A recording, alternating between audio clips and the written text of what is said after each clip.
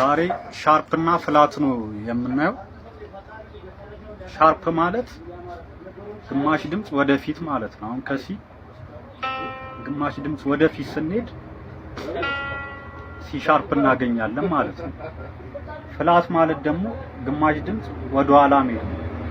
አሁን ከዲ ግማሽ ድምጽ ወደ ኋላ ስንሄድ ዲ ፍላት እናገኛለን ማለት ነው። ምልክታቸው ደግሞ የሻርፕ መሰላል ነው፣ የፍላት ደግሞ ቢ ምልክት ነው። ስለዚህ ይቺኛዋ ሲ ሻርፕም ትባላለች ዲ ፍላትም ትባላለች ማለት ነው። የቀጣዩ ደግሞ አሁን ከዲ ግማሽ ስንሄድ ዲ ሻርፕ፣ ከኢ ደግሞ ግማሽ ወደ ኋላ ስንሄድ ፍላት ኢ ፍላት ማለት ነው። ስለዚህ ይሄኛው ዲ ሻርፕም ይባላል ኢ ፍላትም ይባላል ማለት ነው።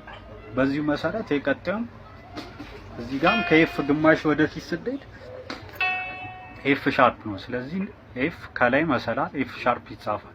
ከጂ ደግሞ ወደ ኋላ ግማሽ ስንሄድ ጂ ፍላት ጂ ከዛ ከላይ ቢ ማለት ነው።